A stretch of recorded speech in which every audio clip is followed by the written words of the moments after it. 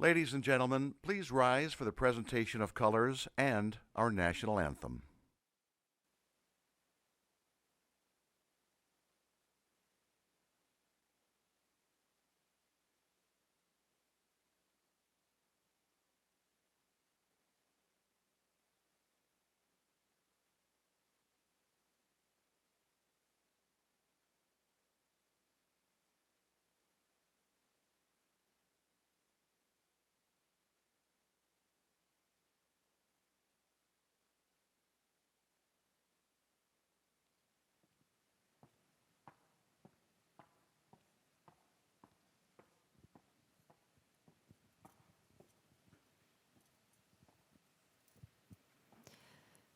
Oh, say, can you see by the dawn's early light what so proudly we hailed at the twilight's last gleaming, whose broad stripes and bright stars through the perilous fight o'er the ramparts we watched were so gallantly streaming, and the rockets' red glare, the bombs bursting in air, gave proof through the night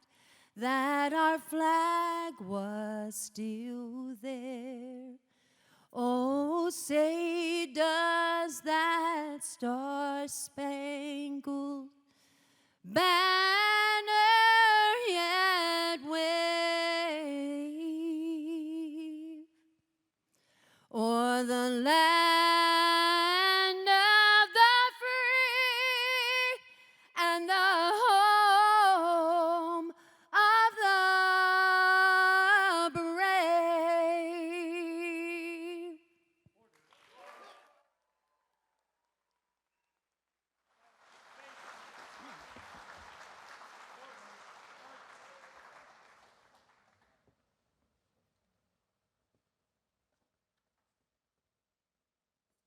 And for tonight's invocation, Mr. Bob Budness.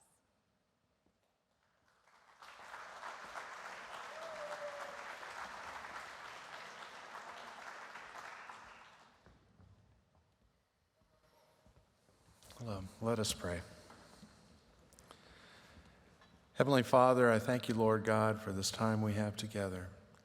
And this time we will celebrate the extraordinary lives of three individuals and the passion, ingenuity, and drive and energy that they put into their life stories. As we think of these things, though, Lord, let us remember that all those gifts come from you. And let their stories inspire us to live our best lives too, Lord God, and show and share your love with others. In your name we pray, amen. Seated.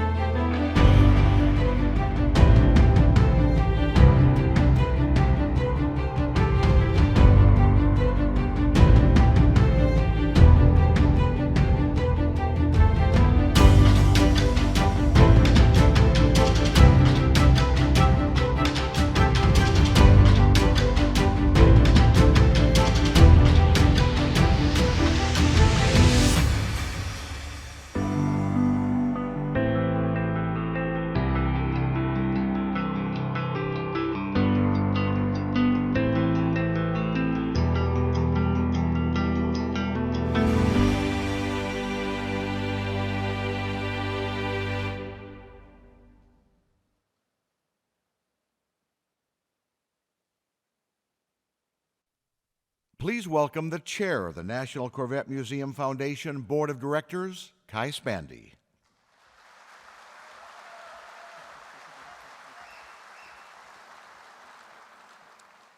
Ladies and gentlemen, on behalf of the National Corvette Museum Board of Directors and staff, welcome to the 2023 induction ceremony for the Corvette Hall of Fame.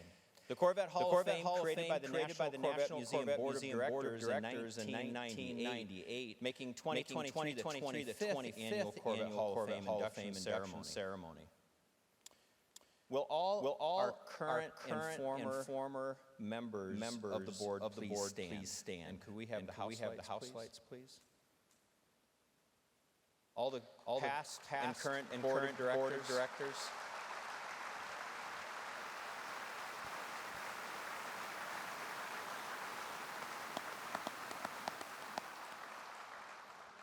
Thank you. The purpose of this award is to confer the highest honor and recognition on the most influential individuals in the history of Corvette. The award recognizes these people who have made significant contributions to their respective fields, each having reached the highest level of accomplishments. Inductees must also possess the highest standards of integrity and character to positively reflect and enhance the prestige of the Corvette. Thank you for joining us, and I hope that you enjoy today's celebration. Please welcome President and CEO of the National Corvette Museum, Sharon A. Bronner.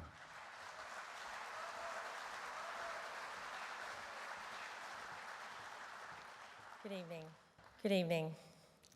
I'm thrilled to be with you all tonight and to be part of the ceremony celebrating the lives and accomplishments of these deserving Corvette Hall of Fame members-elect. I would like to take a moment to give you a bit of insight into the rigorous and thoughtful process that goes into the selection of inductees to the Corvette Hall of Fame. The process is divided into two phases.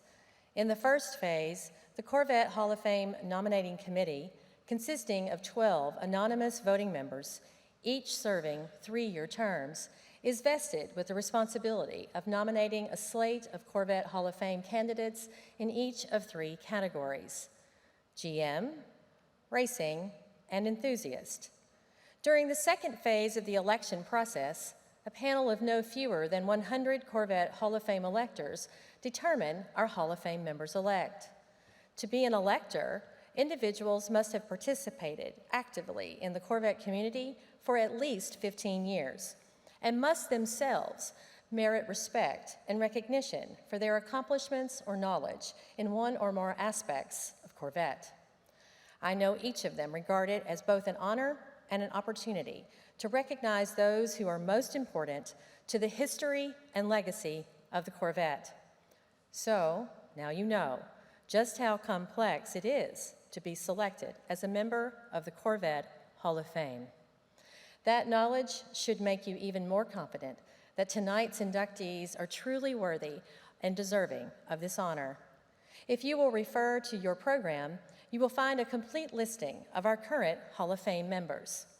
Would each of the Hall of Fame members who are present tonight please stand as you are able when your name is called? I would like to ask the audience to hold your applause until the very end. Alan Barker, Ray Battellini, Karen Blandini on behalf of Dan Gale, Tony DiLorenzo, Doug Feehan, Gib Huffstader, Gordon Killebrew, Mike McCaff, Terry McManman, Werner Meyer, Tom Peters, and Tom Wallace. Thank you for being here.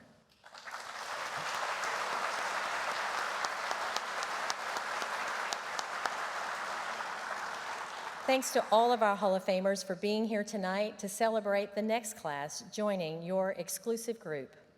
We now take a moment to remember those Corvette Hall of Fame members who have passed away in this past year. Please join me now in honoring the lasting legacy, talent, creativity, and passion of Patrick Dolan and Reeves Calloway.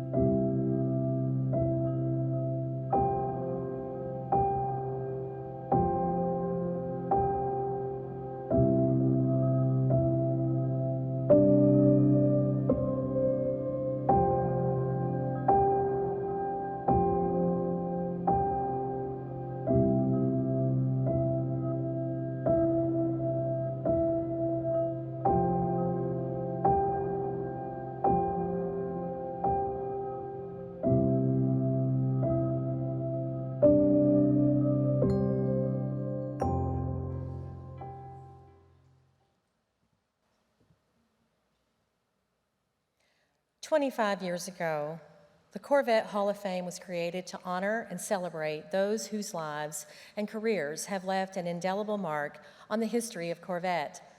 Over the years, we have honored only 79 deserving men and women, and tonight, we are here to celebrate the induction of 3 more incredibly worthy individuals into the Corvette Hall of Fame.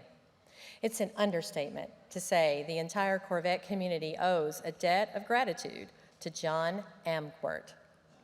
In fact, enthusiast might not be a strong enough word to express John's devotion to the history and preservation of America's sports car. John has spent more than 50 years in service to our community, and that work has resulted in some remarkable discoveries and essential research that continues to have an impact. John is known to be generous with his time, his knowledge, and his creativity, and along with a few others in this room tonight, John helped give birth to an organization that has been crucial to the preservation of Corvette's past and future. And if all of that wasn't contribution enough, he's still working. John, we can't wait to see what's next. Ladies and gentlemen, let's take a look now at John Amgwert's incredible story.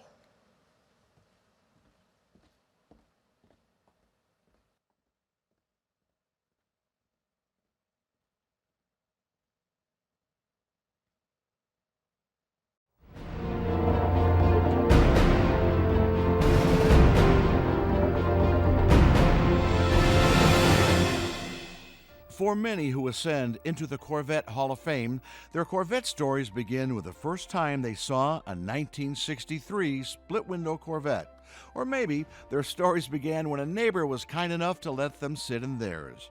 John Amgwert's Corvette story started in the most unlikely of ways with his grandfather's 1930 Ford Model A. My grandfather bought the first 1930 Model A Ford at O'Shea Rogers Ford dealership in the city of Lincoln, Nebraska, on January 2nd. It happened to be my father's birthday, and he was maybe 13 years old.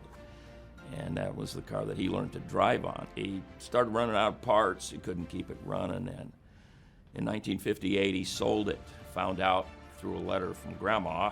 Grandpa sold the Model A that everybody called the Hoopy, and my dad went nuts. He was so upset. He couldn't believe that his father sold that Model A without letting him know it. So we went up to Council Bluffs, Iowa. Dad said, is there any possibility we could buy it back from you? They wouldn't sell. They had about 6 kids, and they just loved the old car, although it didn't run, and they didn't want to sell it. John's love for preserving history was evident even back then. Disappointed that he could not save the family history with the Ford, he turned his energies to another car and its history. Here is spirit and sweep and speed. And here is comfort, deep and luxurious. Your invitation to driving fun.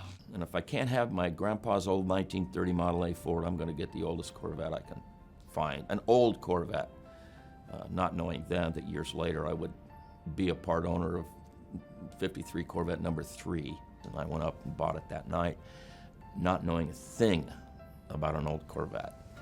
But it did have a 6-cylinder in it. It was a Power Glide. It was white, red interior. So I gave Beardmore Chevrolet a check for $100, got on my 69 Hugger Orange Camaro and drove home, and said, I guess I gotta figure out where I'm gonna get the rest of the money. Called the bank the next morning, and they said, yeah, no problem, but you're gonna need a co-signer. So I've gotta get my father a co-signer. Well, when you're 22 years old, trying to get your father for a 54 Corvette, I'm gonna co-sign for a loan for what? But he did, and of course, he realized after he found out what it was and told his friends that my son had just bought a 54 Corvette. John's desire to learn all he could about those early Corvettes and preserve them led him to join a club where other owners gathered to trade information on maintenance and repairs. I joined that just to see if I could learn about it, and so I borrowed a trailer, hauled it all the way into a Classic Corvette Club event, and I learned more in one weekend looking at 53, 54, and 55 Corvettes than I could have learned my whole life in Lincoln. And I was hooked. The organization of that club was that one person ran it, and the publication that came out, the membership publication, was done by that person. And a number of the directors wanted to expand the club to include models up through 62, and this would have been in 1973. So by 1974, the decision was made that we were going to splinter off. They didn't like how that person was running it, and they didn't think that he was running it in a fair way. Unhappy with how the club was running, John got together with Dick Campbell, Joe Chess, Tom Essig, Sam Folds, Jay Kellogg, and Gary Mortimer to start their own organization called the National Corvette Restorers Society. And because I had a little printing background, they were looking for somebody to print a newsletter. I didn't have a journalism background, although I did have a radio background. I guess they sort of figured, well, if he's got a printing background, that's good enough. We'll have him do the newsletter, and I stepped up for that. Volume 1, Number 1 was published in the summer of 1974, and we decided as a group that there was not going to be any advertising in the Corvette Restorer magazine. It was going to strictly be a automotive journal focusing on the car. John would be the editor-in-chief for the Corvette Restorer magazine for 25 years, where his skill as a researcher, writer, and historian became a resource to others interested in Corvette's heritage. His work has helped countless others return their cars to how they were when they were first built, each one becoming a running, driving, and gleaming example of Corvette history. The Restorer magazine was so superior, and he was the sole editor of that. He wrote the articles in that. He did all of that on his own without assistance. He was the editor. He was the thing that kept this organization running. Most of our membership belonged solely to receive the two magazines. And John was the creator and the owner of that. You can't give John enough credit, I think, for getting the organization running in the first place and keeping it running for the first half of its life. And I am damn proud of what I did putting that magazine together, and I pick up once in a while and go back and look at something that was published 25 or 30 years ago, and I read it and I think, damn, we were good.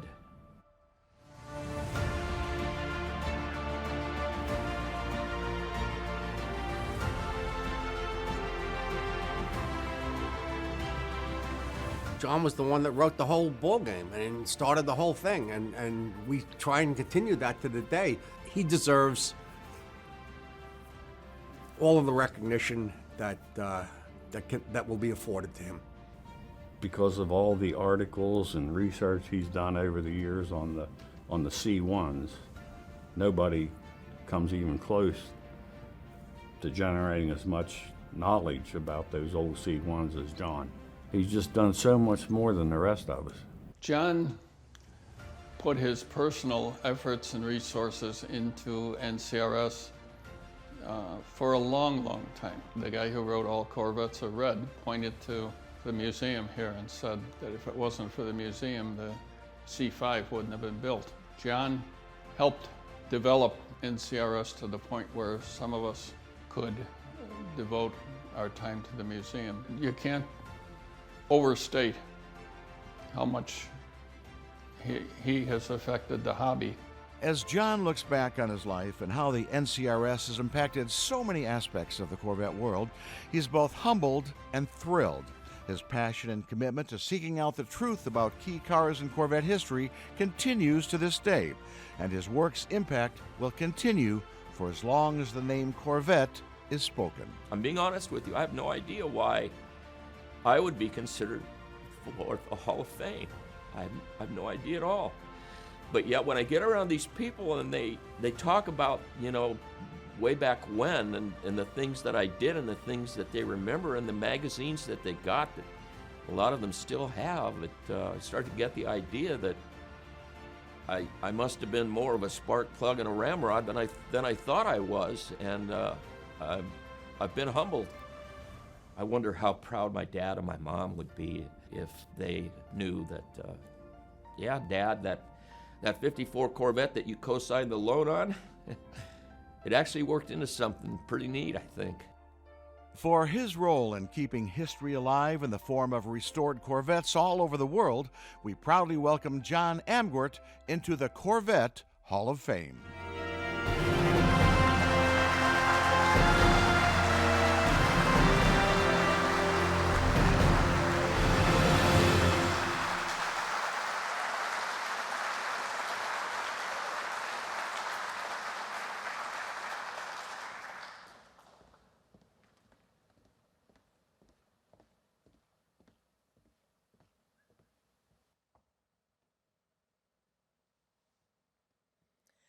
This Hall of Famer first had the idea for a repository to collect historical documents relating to the Corvette. His love for history was such that he couldn't bear the idea of having important interoffice memorandums, drawings, invaluable interviews, and other items being lost to private collections. Years later, he was at a National Corvette Museum event, listening patiently as our associate curator told him about the great lengths that we go to as we collect, preserve, and accurately present history. At the end of the curator's speech, he politely said, "Well, you got one thing wrong." For the sake of history here, I will paraphrase what I was told that he said next. People who know me will tell you, I would never wear a tie. And yet, on my Hall of Fame portrait in the Sky Dome, where I am honored for wanting to preserve history, my own history isn't even correct. I'm up there on that wall wearing a tie. In all fairness, 25 years ago, when the Corvette Hall of Fame began, all inductees had to wear the standard issue artist-mandated collar and tie. But he was absolutely right. We had it wrong. So we had his portrait redrawn and replaced without the tie, proudly wearing his famous NCRS polo. Here to formally induct John Amgwert into the Corvette Hall of Fame is 2004 Corvette Hall of Fame inductee, Mr. Terry McManman.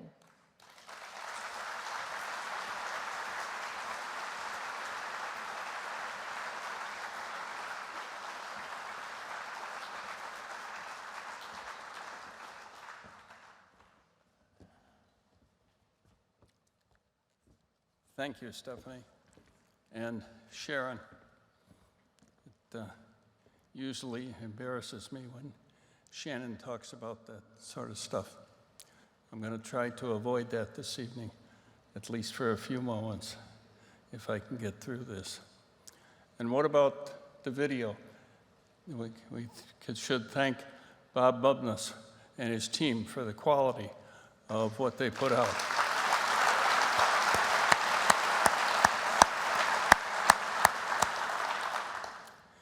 Most of what I intended to share with you this evening was covered in that video. So some of this is going to be winging it, which I'm much better off than having a script prepared, although I did do that. As you heard, John put together by himself the Corvette Restorer magazine for 25 years.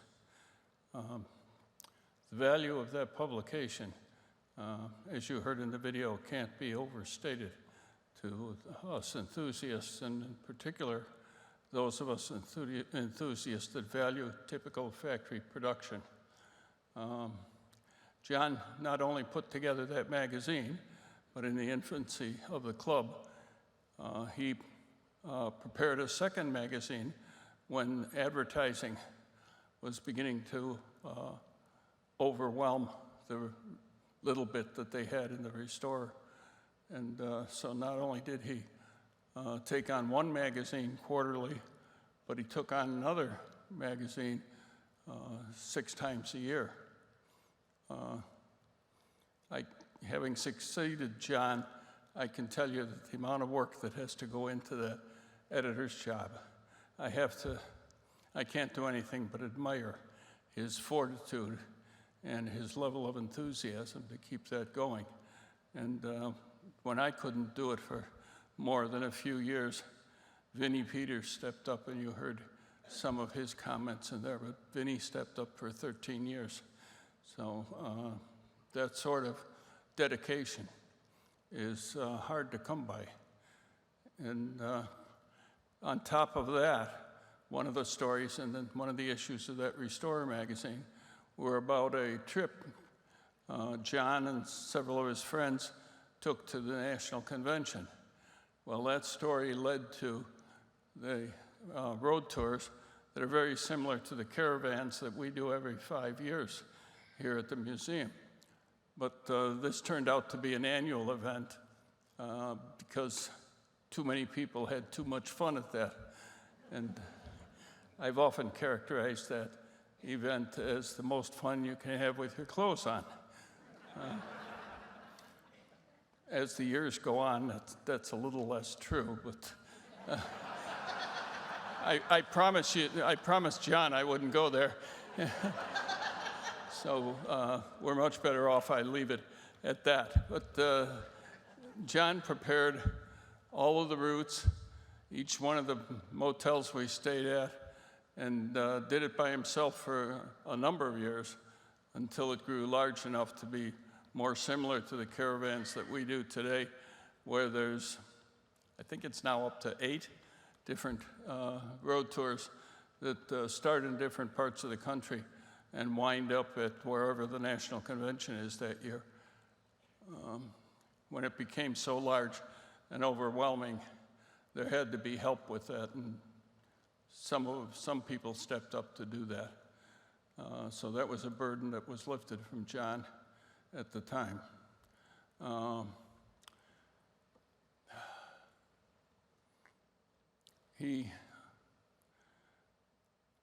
Well, most of what I wanted to say, as I said, was in Bob's video. So,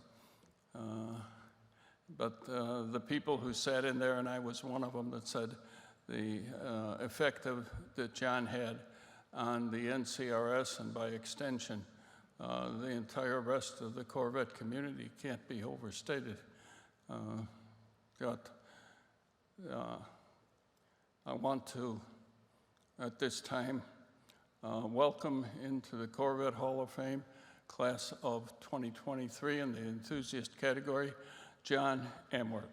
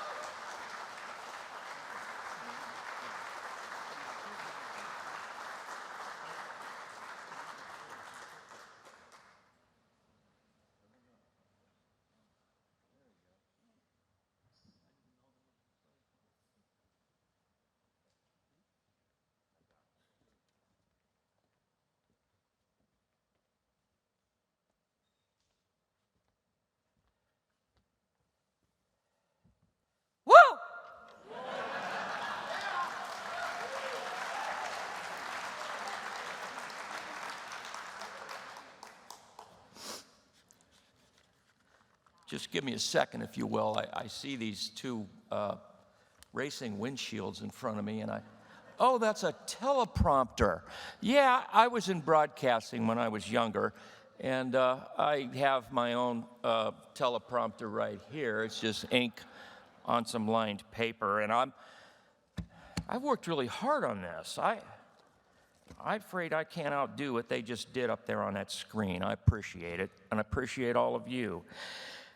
In early December of 1982, Chevrolet held the long lead press preview of the 4th generation Corvette, which would have been the '84 Corvette.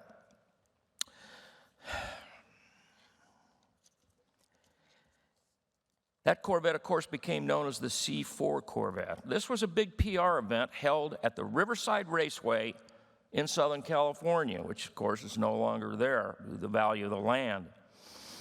Following a late-night phone call at home from Chevrolet Public Relations Executive Mr. Ralph Kramer, who is a member of the Hall of Fame, Ralph told me that Chevrolet had accidentally failed to include my invitation to the event. 2 days following the late-night phone call, I was headed west in a 1982 Camaro. I went through a snowstorm in Utah to get there because it was December, and it was quite a show. Upon arrival, I got a quick lesson in just how big the event was. Lots of auto journalists were there. GM and Chevrolet heavyweights were there. Vendors, displays, and every Corvette engineer you could name. Plus, the event was catered by some of the best chefs used in the motion picture industry. However, I didn't really have a taste for gazpacho. Later the afternoon of the first day I was at the event, I was standing near a 1953 Corvette that Chevrolet had arranged to have attend the event. The VIN of the car, I remember, was number 283. It's pretty hard to not remember 283, the cubic inch engine. The car was owned by Dorothy Clemmer, or Dorothy Shirley, depending on whether she was married or single. I don't know why I put that in here. I thought it was humorous. As I was standing near the car, who should appear? None other than Mr. Jerry Palmer, the chief designer of the new fourth-generation Corvette, with keys in hand to this 53. It took Mr. Palmer several seconds to realize that the door opening handle wasn't on the outside of the door, it was the interior of the car. Once he got it opened, he climbed in, crashing his knee on the overhanging windshield butt. It's a common occurrence for those unfamiliar with proper ingress into a 53-5 Corvette. Once in the Corvette, Mr. Palmer inserts the key into the ignition switch to start the engine. Several revolutions of the six-cylinder produce nothing in the way of ignition, and the six-fold electrical system in the car was beginning to resemble a rowboat with only one oar in the water. Then a young man appears asking if Mr. Palmer could use a little help. He immediately egresses the Corvette and hands over the key. Young man hops in, inserts the key with his right hand, reaches through the steering wheel with his left hand, grasps a seemingly mislocated knob marked C, and slowly pulls it out. Seriously, they were crossed like this instead of what you would normally think, but they got that fixed. It took a while. So, anyway, 3 cranks of the now anemic 6-volt starter, the engine comes to life. The now rich fuel mixture has the engine popping, smoking, and coughing, but it's running. Giving it a few seconds to warm up, the young man slowly pushes in the choke knob, what it turned out to be, as the engine smooths out like a finely made Rolex. Actually, it was more like an old grandfather clock, but I thought Rolex would sound good for this new car. Mr. Palmer, it seems, loses his prior look of panic as he re-enters the driver's seat, again whacking his knee on the windshield butt. He thanks the young man who got the car running and gingerly steps on the accelerator, as he was instructed to do by the young man, and off to the scheduled event he goes. In case you haven't already figured it out, the young man who was helping Mr. Palmer start the 53 was me. A 35-year-old kid from Nebraska. I seriously doubt Mr. Palmer remembers me or the event of the 53 not starting, now more than 40 years ago. But I remember. I just helped Mr. Palmer, chief designer of the newest Corvette, start the old relic. It was something I could never forget. 53 Corvettes were something of an anomaly. Chevrolet was selling Corvettes to high-profile customers while the vehicle was still under development. Corvettes were being built, in my opinion, as pilot cars. At the same time, they were sold to new owners. In a July 21st, 1953 memo to Mr. Rosie Rosenberger from Mr. Maury Rose, three-time winner of the Indianapolis 500, who became a Chevrolet engineer. Rose's letter contained 5 pages of problems encountered while delivering the first 3 new 53 Corvettes to 2 members of the DuPont family and the president of the Grand Union Grocery Company. The letter contained the quote, "The following items listed in each car are those found upon inspection of the cars at the dealers to be objectionable and, in this writer's opinion, not commercially acceptable." Zora Arkus Duntov said to me a number of times, 1953 Chevrolet Corvette, not very good car.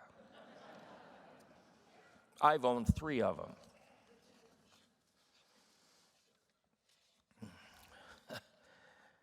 In spite of the very early problems, the Corvette nameplate has survived 70 years of continuous production, second only to the Chevrolet Suburban. This car, in my opinion, has always been fun to drive and, as you know, fun to build. My induction into the Corvette Hall of Fame has been a very humbling experience, one I don't take lightly. It is my life's legacy, being involved with the Corvette and Corvette people. My sincere thanks to those who made this day possible for me. I am forever grateful. Also, thanks to everyone at the National Corvette Museum and all my NCRS friends who are here with me tonight to celebrate this event with me. Thank you.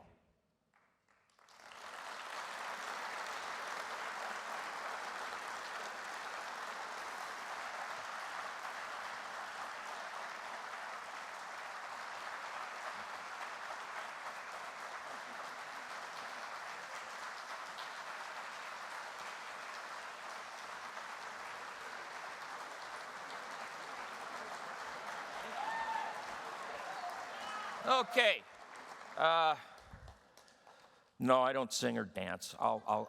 We got more to do here, folks.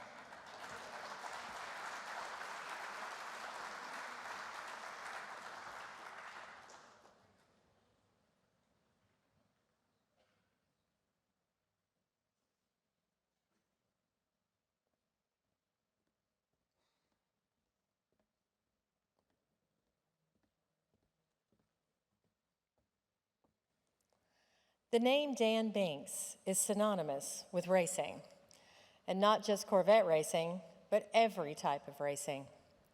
It seems that if something was going fast, racing under checkered flags, Dan Binks was there.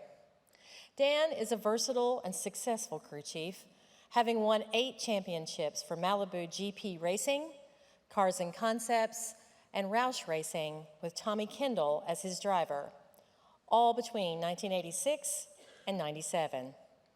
After Tommy Kendall retired, Dan stayed with Roush Racing and won 2000 Craftsman Truck Series title with Greg Biffle driving. 2 years later, Dan moved to Corvette Racing, working with Pratt & Miller, and was a true asset to Doug Feehan's operation. He was crew chief for 2 of the 8 Le Mans winning Corvettes. Dan Binks, number 3, captured 7 IMSA championships and won more than 120 races. In 2020, Dan retired, but his retirement looks a bit different than most. No easy chair or tropical islands for Dan. Instead, Dan went back to his childhood of dirt racing, moving over to circle tracks and building midget and sprint car engines. Dan, your energy and devotion to racing are truly remarkable. Let's take a look at the whole career.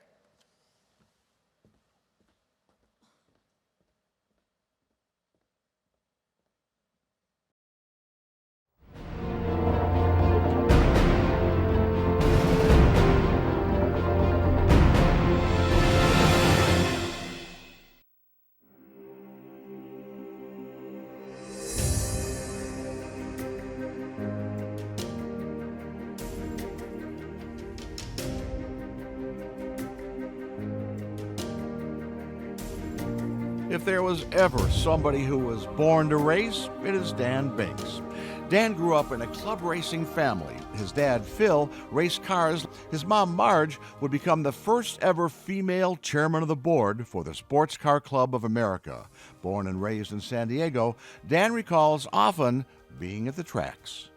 Our family went to the races, and we'd go there and see the other families that were, race families, and I loved race cars from when I was a child, from playing with them in the dirt at the racetrack to getting to work on them.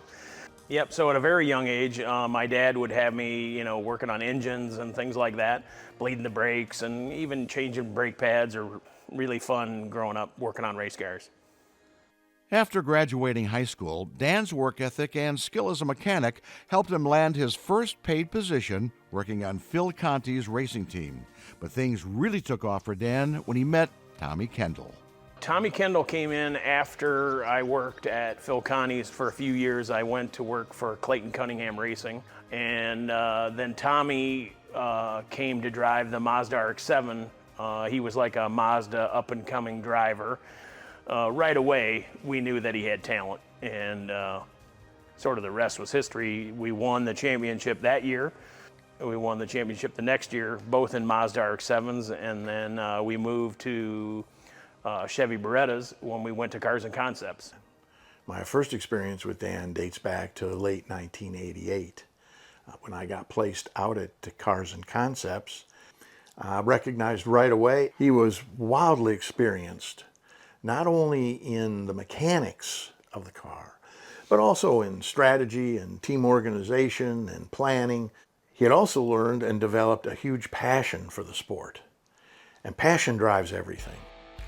When I signed with Chevrolet, the first thing after I got my deal done is how can I get Binks? And Binks at first didn't come. And then talk about serendipity.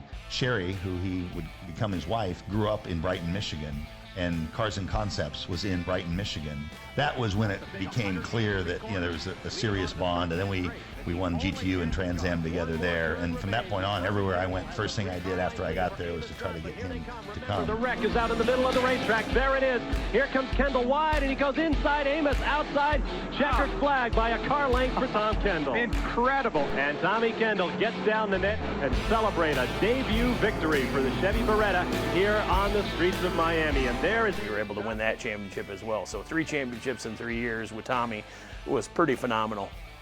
The stars aligned as Gary Pratt and Jim Miller sought a driver for their GM-sponsored Intrepid racing program. Tommy was the perfect fit, and of course Dan came on board too as crew chief. The Intrepid, I was super excited. So we went from Trans Am 90 championship straight to the Intrepid. Really big jump from Trans Am cars to the GTP cars. Super fast race cars, dangerous, as we found out later. We got to Watkins Glen.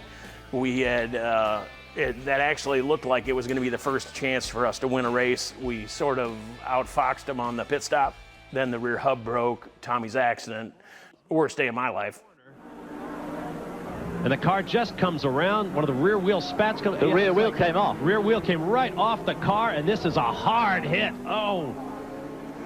Actually, I told Tommy that I wasn't going to race anymore, and Tommy called me a wuss and said, "We're going racing." He said, "I'm messed up, but I'll be all right." He said, "Go home, make me a new race car, and we'll see how it goes." And so we built another Intrepid for him, and he raced it the next year. And then GM went in a different direction, and that's when we both went to Roush.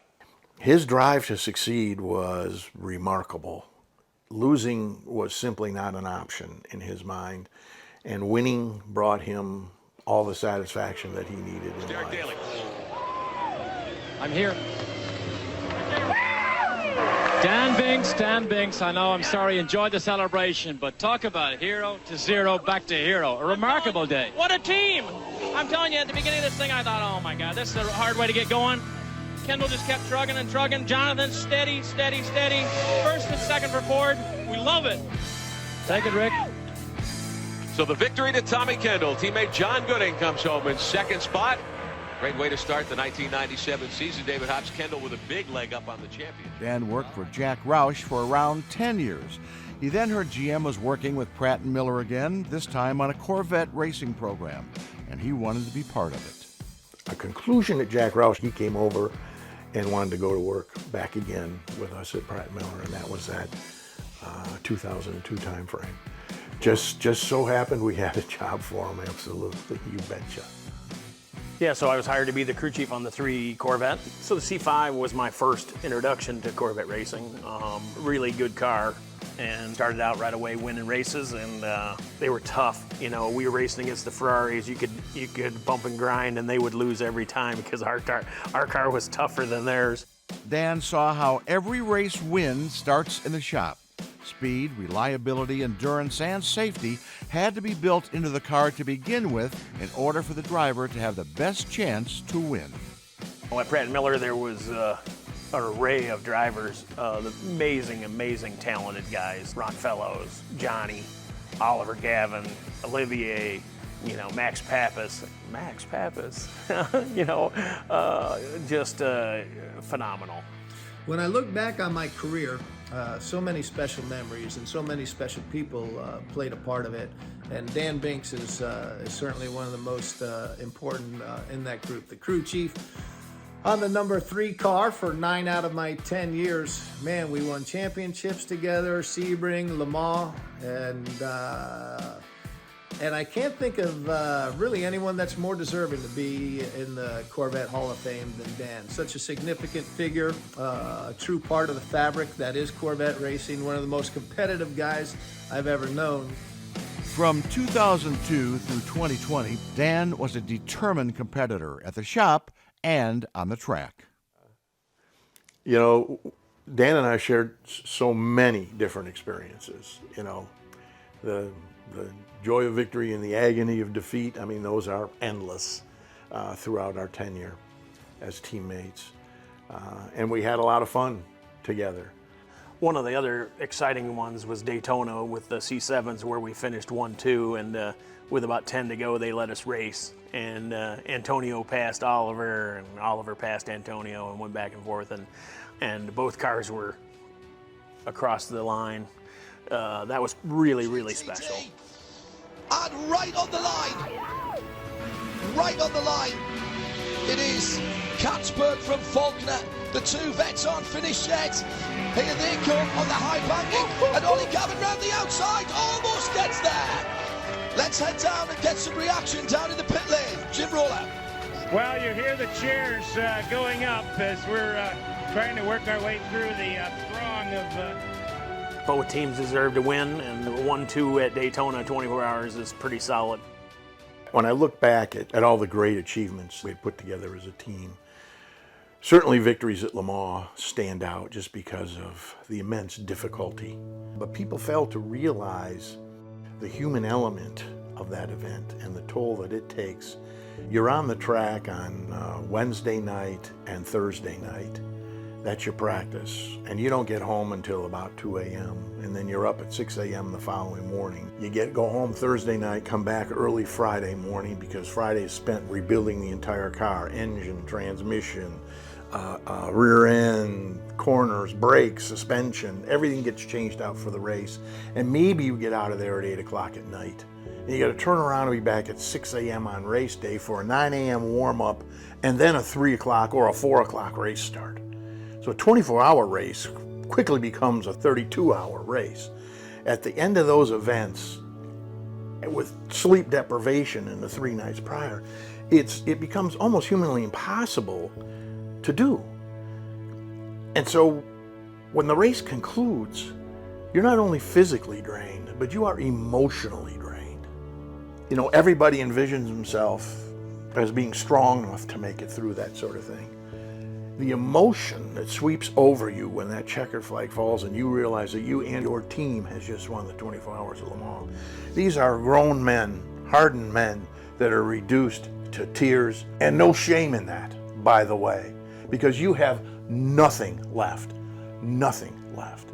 And I remember Dan, who despite the hard exterior is an emotional guy. He is vested in everything he does. And we were standing there looking at each other with just tears, I get teared up now, streaming down our face looking at what have we just done. It's moments like those that you never ever forget. He has a lot of people to meet, and there's Dan Binks, who finally gets his Le Mans 24-hour victory. You're just, heart's pumping out of your chest, and then they drive by for the checkered flag, and it's just like, wow. You know, I cried like a baby up there with my, you know, I just, I couldn't believe it. Even now, it's, you know, emotional, because even if you think it's going to happen or it could happen, you don't expect it. You really don't. So, yeah, I'll give it a minute. But for me, the legacy of Corvette racing is comprised of several key people, of which Dan was one. With him and his level of passion and his level of caring and his drive to succeed, all his skill sets in what we did on the racetrack. The legacy of Corvette racing goes hand in glove with Dan Binks. Every single time we took a Corvette to the races, we expected to win. We brought better race cars to the racetrack than a lot of people did for a lot of years. So I'm proud about that. For his role in building Corvette racing's reputation as a winner on the track with fans and customers worldwide, we welcome Dan Binks into the Corvette Hall of Fame.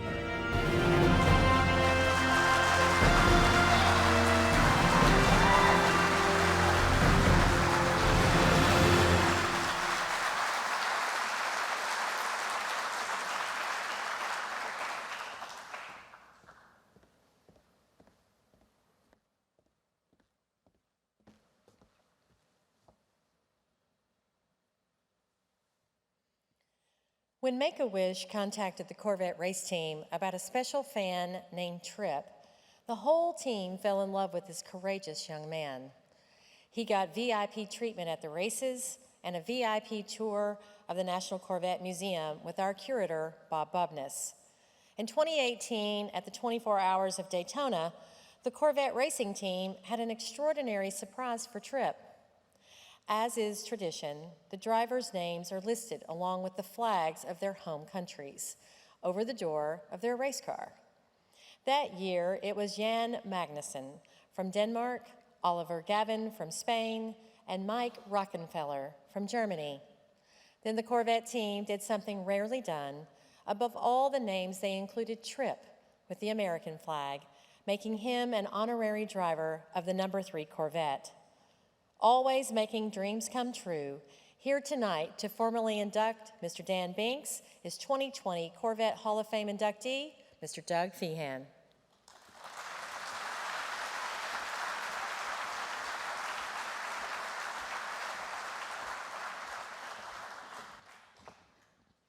I'm going to go a little off script here.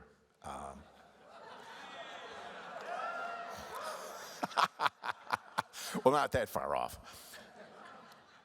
I want to thank Sharon for her hard work in actually elevating this whole process, this whole venue, the whole induction proceedings into the Corvette Hall of Fame. She has brought us to a point in time where I think it is, it's really consistent with the power and the legacy of the brand.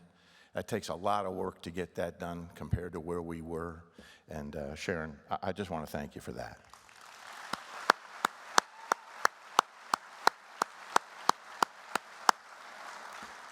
I did such a stunning job with that video that there's not much left to say. I'll add some detail to it because it's a lot of cool stuff didn't get mentioned. But back in 1988, I got sent out to Cars and Concepts by Herb Fischel to try and straighten out what had evolved into a completely disjointed race program from chassis engineer on down. And in doing so, it probably had 12 people working there, which was plenty of people, of Dan, which was one of those people. I set up a program where I brought in each team member and personally interviewed them, asking them cogent questions about where they thought they were, where they wanted to go, what they had done, and what they thought was creating the issues causing this really ineffective team. As I go through, some of them were not so impressive, some of them were exactly what I expected, until I got to Dan, who at that point in time was probably early 20s at best. He was just in the process of getting married, starting a family. But it was clear to me, having spent my lifetime in motorsports, that this individual was in fact pretty gifted and pretty special. I pointed out in the video how determined he was to win. He had a firm grasp on what was working inside that organization, and he was not the oldest individual there. As a matter of fact, he may very well have been the youngest. He had a very, very firm grasp on what was working and what wasn't working. What rag was wiping more off than it was wiping on. And I knew right away that this guy was destined for greatness. And as we moved through, we started that Trans Am program in the fall of '98. We designed and built a brand new chassis through '98, and then went ahead and won. I was actually, yes, won a Trans Am championship our very first year. Not sure what the years were on that, but Danny was instrumental in doing that. Got rid of about a third of the team during that process, replaced them with new people. And right away, you could see Danny gravitating into leadership role. He's an amazing individual. There's an old military axiom that comes to mind for me, and that is when you're entering the war of racing, Dan Binks is the guy you want in the foxhole next to you. Danny, come on up.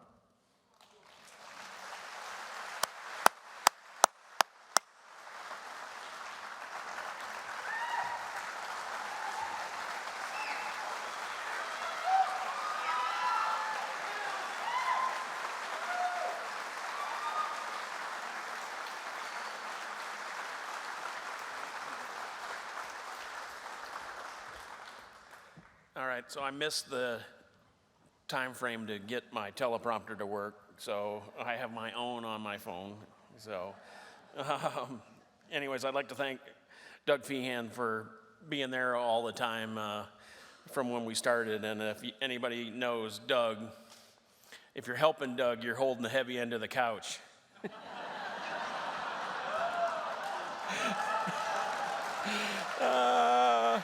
I had to do that. Anyways, it's an honor for me to be inducted into the motorsports group. Everybody except for Johnny, because Johnny peed in the seat. I love Johnny, and you could tell we had a great relationship, and we won a lot of races. In fact, we won our very first race together with Ron and Johnny, and I always gave him a hard time, and even Ron still. Last week we raced at Monterey with Ron driving one of the cars I just finished, and I told him he didn't have to worry about Johnny being in the car with him. So anyways. I'd like to thank all the Corvette fans. We had levels of fans, super fans, and normal fans, and crazy fans, and they would just you'd see them in France, and you'd see them in California 2 weeks later. It was just unbelievable, and the amount of effort that they put into being fans. A lot of them are even here today, and a couple of them have passed. Norm was one of our super fans, and I just want to mention his name because he would always call me. Thursday, he would call me and say, good luck at the races. And he's not here anymore, but I know he's looking down on us saying, this is pretty special. The other thing that the fans have done is help my camp. I'm on the board of a camp in Wisconsin. It's a children's camp that's been there since 1926. And with all the Corvette fans, over the years, we used to have auctions, and people would donate money and cars and Suburbans and all kinds of things. We were able to raise over $1 million with the help of all these Corvette fans, and I just can't, say enough, and I'm just grateful to have done that. People ask me now, do you miss the car racing? I said, well, I'm still doing that. I still have 5 race cars. My wife said I couldn't buy any race cars when I retired, and I only have 5 now. So, but anyways, I really miss the people, the IMSA people, the people in France, from the tech inspectors to the crazy fans. That's what I really miss, after I retired from that kind of racing. Special thanks, Gary Pratt, the one and only. He put up with me on the good days and the bad. I expect a lot. I expect a lot about, from the people that work for me. I probably expect too much. One of them said to me one time, you expect too much and you want it done quickly. And I said, well, there's no extra time, so what do? We either got to work harder and push harder, and because the work's got to get done, and I expect it to get done, and I work right next to them. So it's not like I don't. I expect a lot, but I'm not afraid to help. And from top to bottom, we've had. So like I said, Gary Pratt, Jim Miller, Herb Fischel. Without Herb and Fian and Gary and Jim Miller, we wouldn't have had Corvette racing. I remember over and over again Jim Miller saying, I'll put up the money for the new car because we don't want to run the same cars over and over again.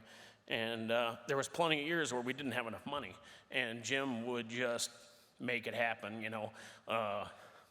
This was his baseball team or whatever. He just thoroughly enjoyed it, and let Gary and myself and everybody at Pratt Miller do the best job we could. Doug Louth is here tonight. He was there for some of the Ford stuff, and was helped me get into Pratt Miller the second time, and I'll never forget that. And Bill DeLong, Dave James is here tonight, the super truck driver. We all love Dave. Dave Bearfield, he was our fueler for I don't even know how many years, but they're here tonight, and thanks for coming, and it's special to have you guys here. And there's so many people to thank, that over the years that it helped, literally hundreds of mechanics and truck drivers and engine guys and, all the guys at GM, they would come and go, but every one of them was instrumental in all those, 19 Le Mans. The amount of effort that it takes to win those races, nobody has any idea. It's just, I tell people it's 100 people pulling the rope in the same direction. When you're trying to race, either Ford or Chevrolet, or Aston Martin, Ferrari, those people, they're doing the same thing we're doing. They're working as hard as they can, and over and over we beat them, and that was from the people.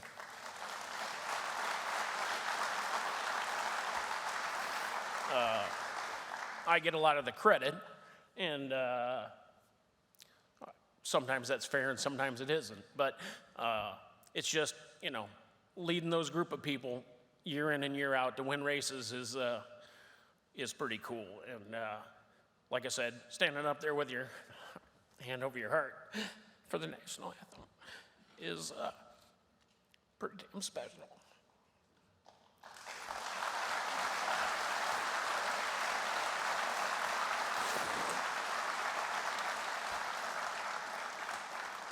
I didn't practice this. To all my friends that have put up with me over the years, my son Phil, my daughter Sarah, my sister Molly. My mom's not here. She broke her leg. She was going to come, but she fell down last week and broke her leg, or this week actually. My wife, this might be tough. All right. She's seen me on my best days. She's seen me on my worst days. And she still loved me the same.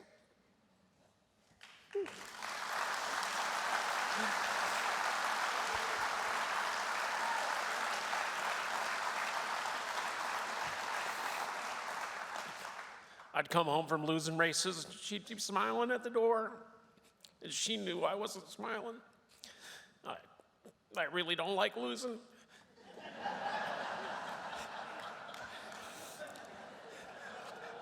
My favorite one is, show me a good loser, I'll show you a loser.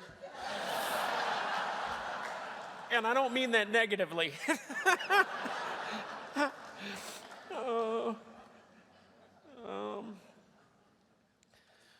Yeah, and in one of the videos I said, every time we left the shop, I expected to win. And I don't mean that arrogantly. I don't believe in luck. Luck is for people that aren't prepared. So my goal was to work harder, have our team work harder, and know that they have a chance to win every time. And if you don't have a chance to win, you'll be a loser. And that wasn't acceptable.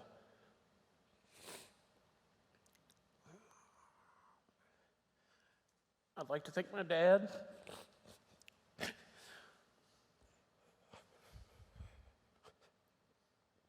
He took the time with me and let me do whatever he thought I could do.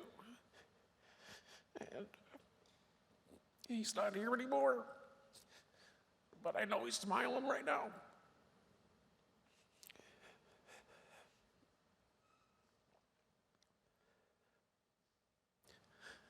Wow, I can't believe this just happened. But I'd like to thank the Corvette Hall of Fame and everybody here. And I didn't think I'd cry this much, but anyways, I'd like to thank everybody, and I'm honored to be on the wall in the Corvette Museum. Thank you.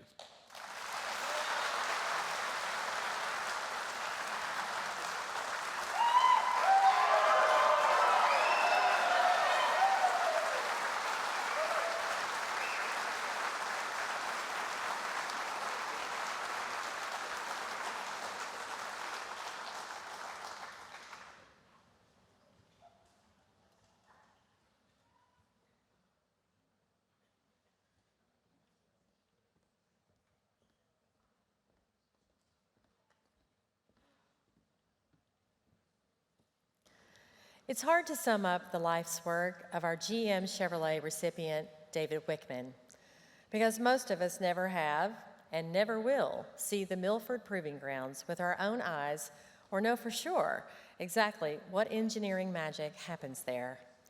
Sure, we can guess, but the truth is, most of us will never actually know. In our imaginations, the Milford Proving Grounds is a mythical place where test vehicles are pushed, developed, refined, and proven in order to go into production. A series of tracks designed to find the limits of cars in a laboratory for leading-edge engineers. For almost 4 decades, David Wickman served as the keeper of GM's secrets and the engineer's best friend. I once heard it said that a mile driven on the proving grounds is the same as 5 miles driven in the real world. If that's true, David, you and your team must have driven millions of miles in service to the dreams of generations of Corvette owners and car enthusiasts around the world. And while I can't begin to imagine the things you've seen and the tests you've conducted, I can confidently say that your life's work has impacted the lives of every person in this room tonight. And we are so grateful for your diligence and your passion. Ladies and gentlemen, let's learn more about David's story.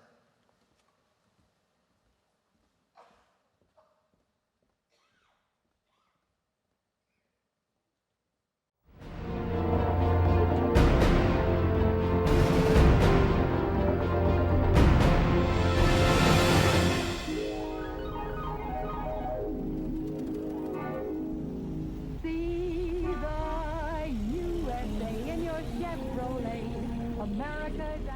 David Wickman was born in Detroit, Michigan in 1953, of course the very same year that Corvette made its debut.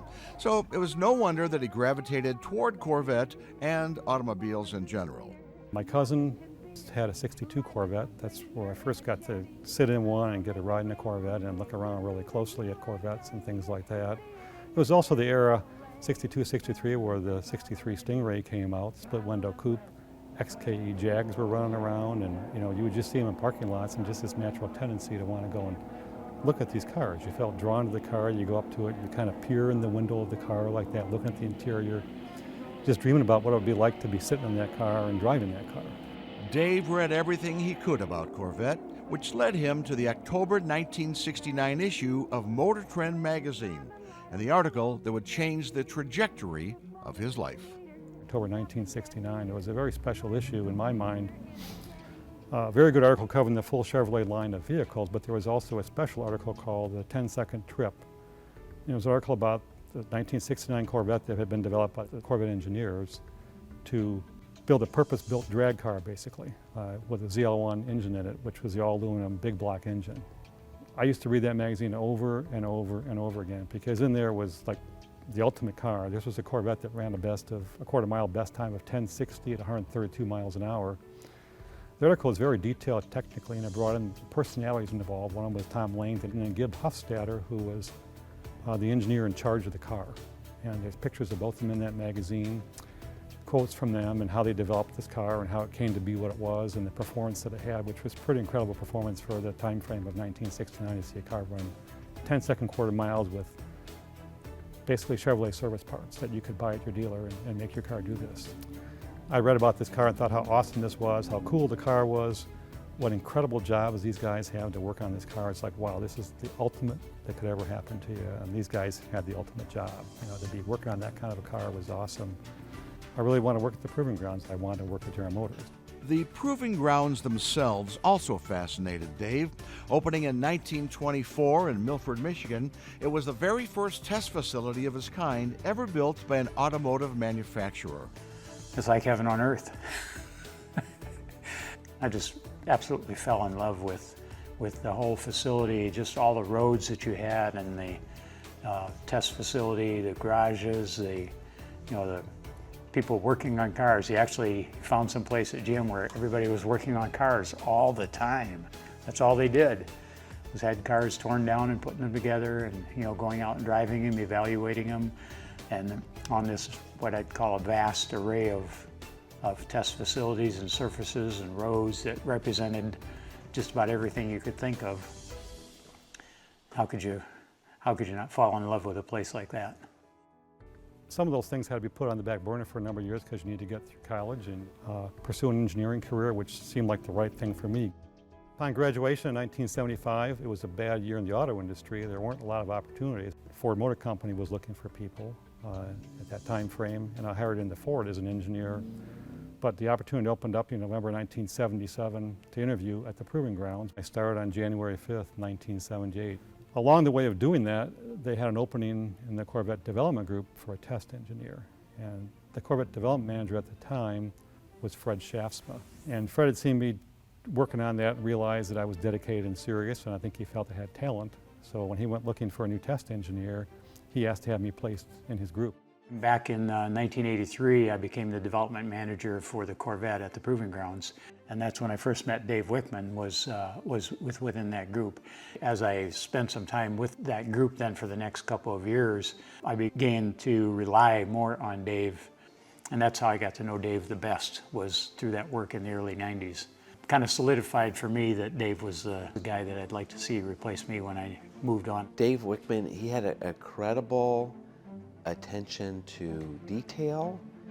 He never lost focus at making, and pushing all his team to make the Corvettes, not just performance by the numbers, but the feel, the feeling you got. And that was one of the big things with the 7th generation versus the 6th generation. The numbers were of course better, but the way the car felt and when you drove it and the experiences you got as a driver just made it so much more rewarding. And Dave Wickman was a big part of that. Yeah, and Dave Wickman has the distinction of working for, incredibly, 4 chief engineers for Corvette. you know, from McClellan to Hill to Wallace to Tadge-Juchter, and really starting in the later days, I think, with the 3rd generation car into the 4th, 5th, 6th, and 7th, and even some of the early discussions we had of the 8th generation. Dave's fingerprints is really all over when you drive a Corvette. Dave had a great career at the Proving Grounds. He really did. And early in his career, he worked for Shaftsma, who worked for me, and I think he started to really learn his trade at that point in his career. And David was a very quiet engineer. He did the job, and he got it done. They put the finishing touches on the car and make the car come together.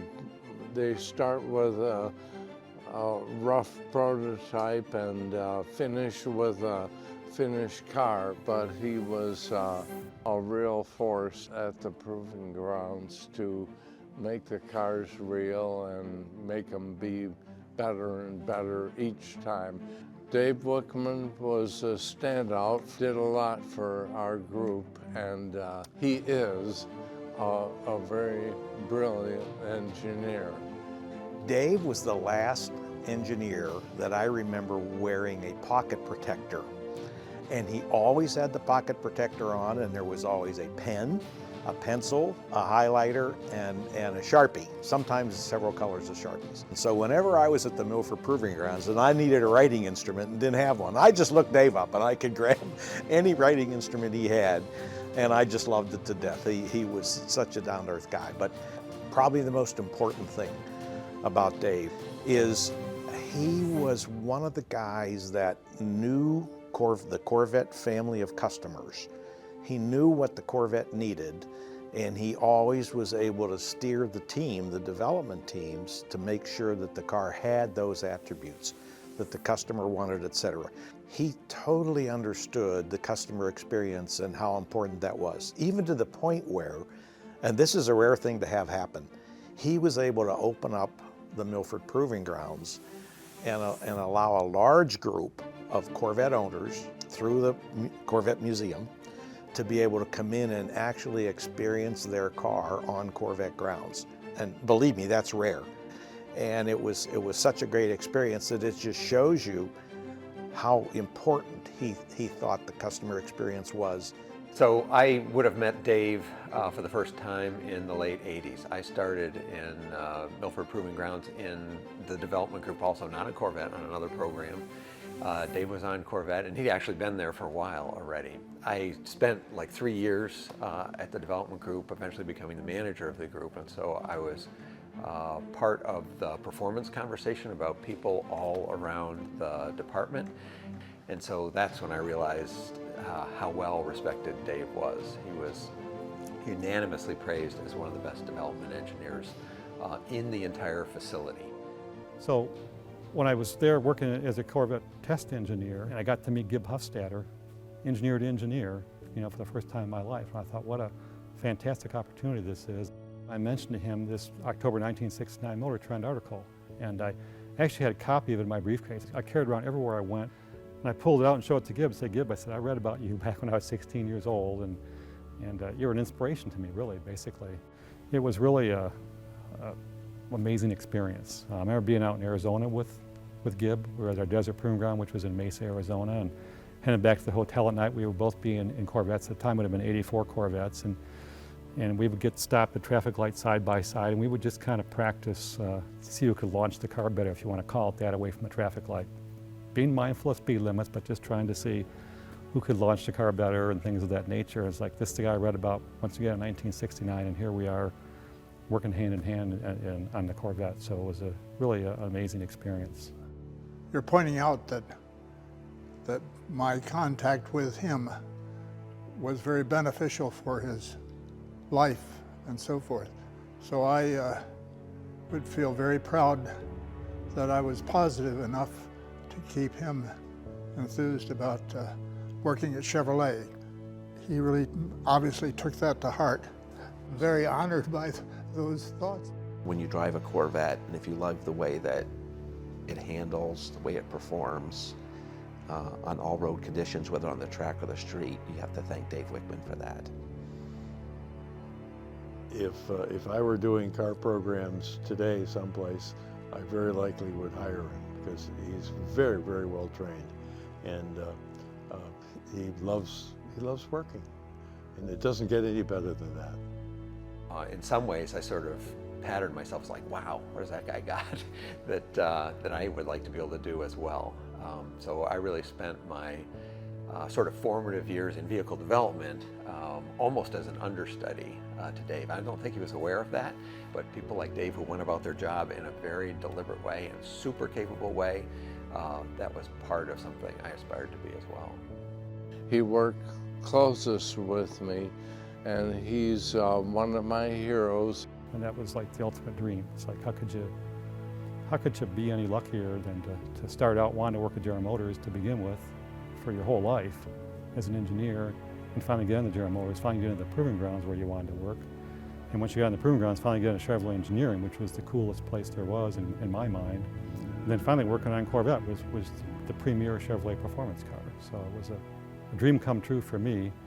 For achieving his childhood dream and his work that made the dreams of countless Corvette owners come true, we welcome David Wickman into the Corvette Hall of Fame.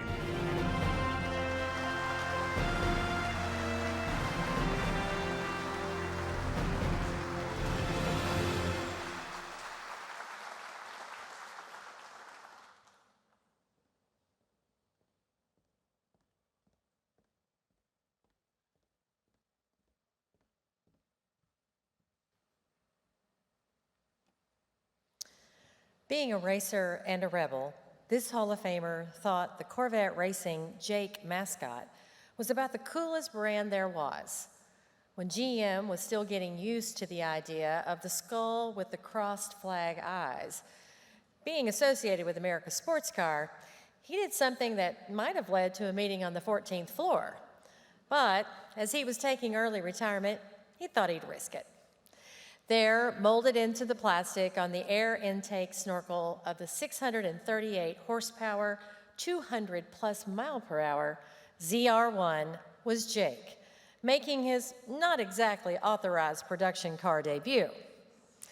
Let me introduce you to the engineer who could do his own testing on the track, and here tonight to formally induct Mr. David Wickman is 2018 Corvette Hall of Fame inductee, Mr. Tom Wallace.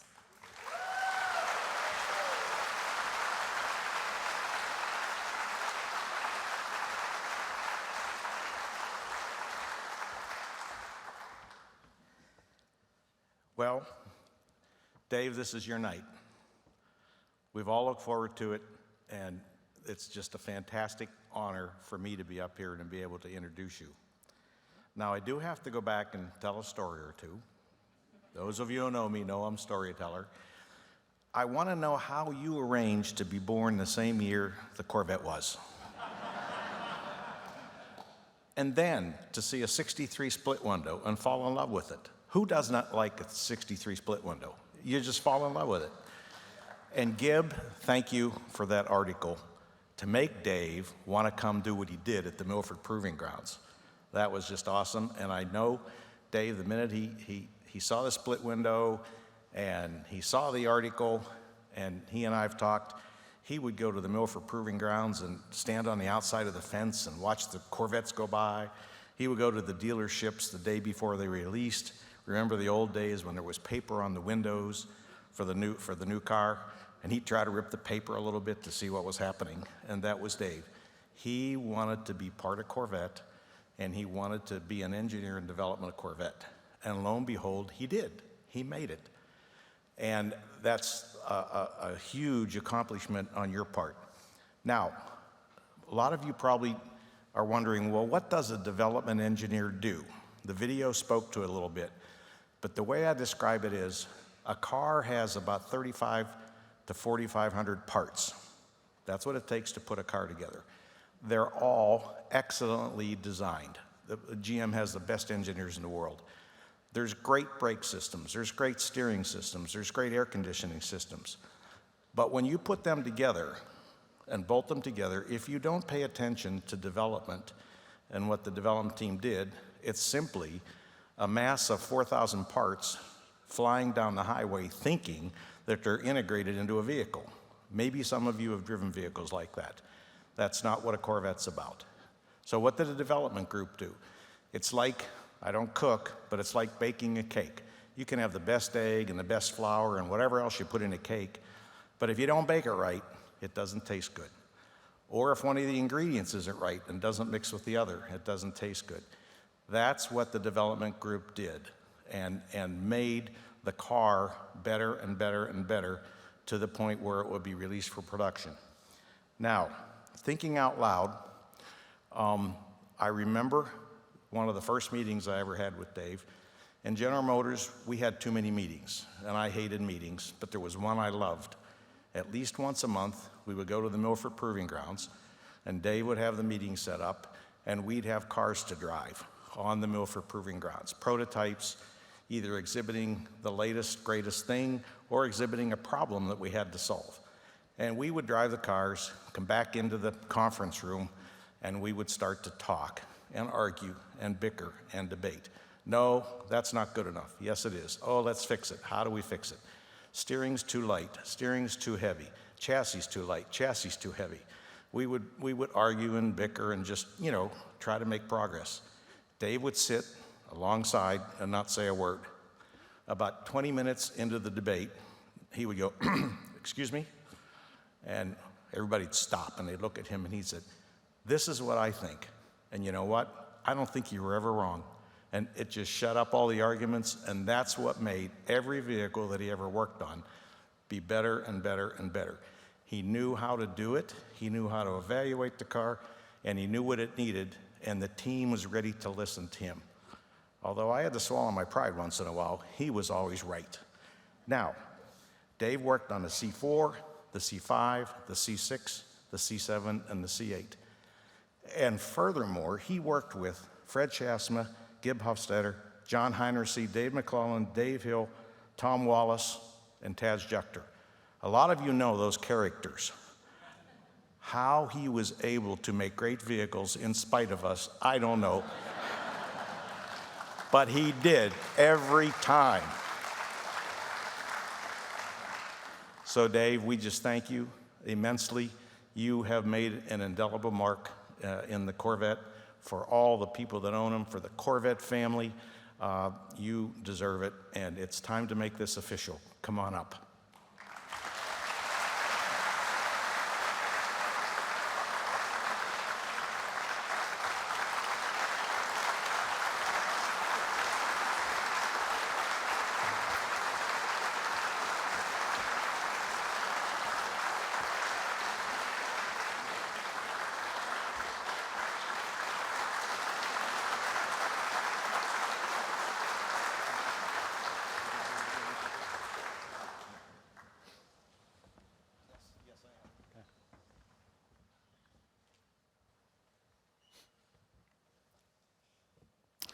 Good evening. I'm going to go off script here just for a second.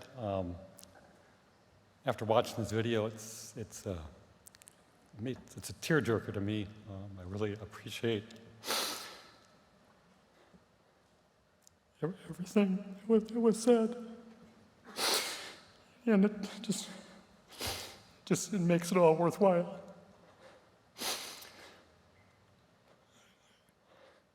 I fully invest myself in everything I do. I like to do it well.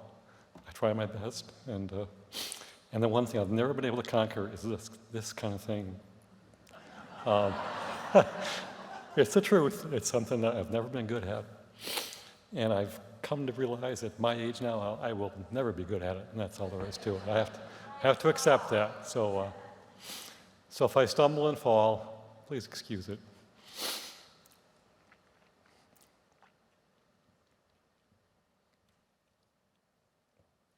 Well, let me say, I really want to say this. I want to thank you all for the opportunity to express my gratitude for the honor to stand before you as a new member of the Corvette Hall of Fame.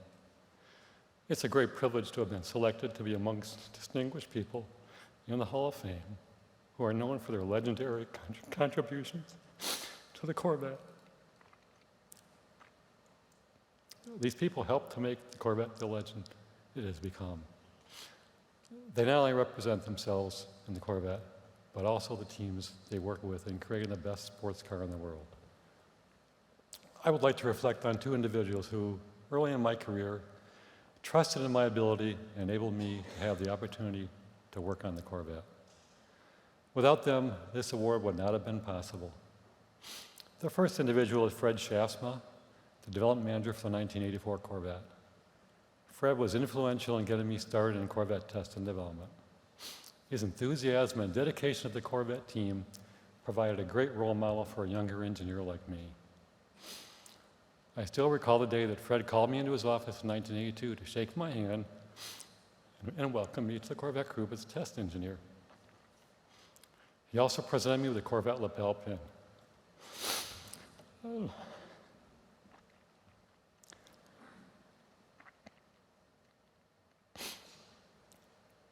I felt honored like I'd never been honored before. It just seemed too good to be true.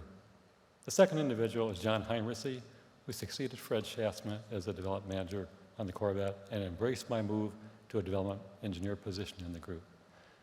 John was detail-oriented and provided mentoring to his entire team on the fine points of vehicle development. There was much to learn, and John and I valued that education. John also played a strong role in selecting me to succeed him. Selected me to succeed him in Corvette development when he moved to a new position in 1992. I would really like to mention Gib Hofstadter, who approached me after my development leadership position had been announced back in 1992. Gib approached me, he shook my hand and said, "Congratulations, young man, that's an excellent job for you." It was a very memorable compliment from a man who had been distinguishing himself within Corvette engineering for many years. Leading the development group became an honor beyond my expectations. I did my best to handle the new leadership role with integrity and respect for the development team. I remained in that leadership position until my retirement in 2017 as the vehicle performance manager for Corvette. I worked on the Corvette for 35 years as a test engineer, development manager. Contributing to my efforts every step of the way were the talented groups of development engineers and technicians and scientists at the Proving Ground who always gave their all. There are many others to be recognized as well, from design, engineering, marketing, and Bowling Green Assembly, just to name a few. But the main point is that all these teams came together with a common goal of producing the best Corvettes ever. And absolutely central to that goal are the chief engineers. I was fortunate to have worked on the teams of every chief engineer of the Corvette, with the exception of Zora Arkas-Duntov, who retired in 1975. Their vision and unrelenting desire for the best resulted in the Corvettes we all know and love. In summary, I had a rewarding experience over a 35-year period to work on America's sports car, the best sports car in the world with the best people in the business.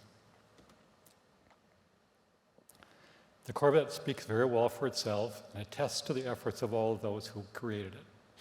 It is something to be proud of forever.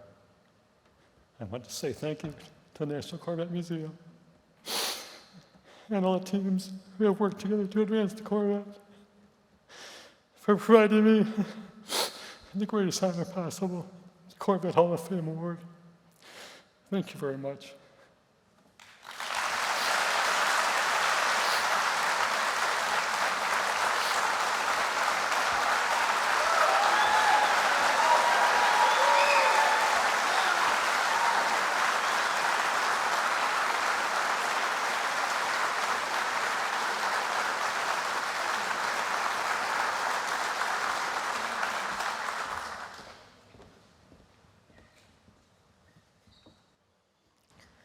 What an incredible evening and such a great celebration we've shared tonight. Let's give these newest Corvette Hall of Fame members one more round of applause.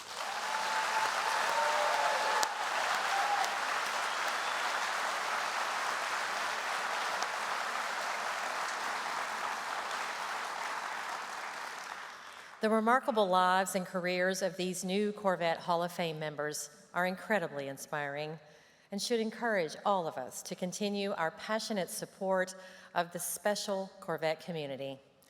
It is often said that people come for the cars, but they stay for the people. Our Corvette community is something to be proud of, and I'm hoping tonight has reminded you just how incomparable this group really is. I'd like to take a moment to recognize each and every person who made tonight possible. Our Corvette Hall of Fame nominating committee, our panel of electors, our National Corvette Museum staff, and our board of directors. Thank you so much for creating a magical experience.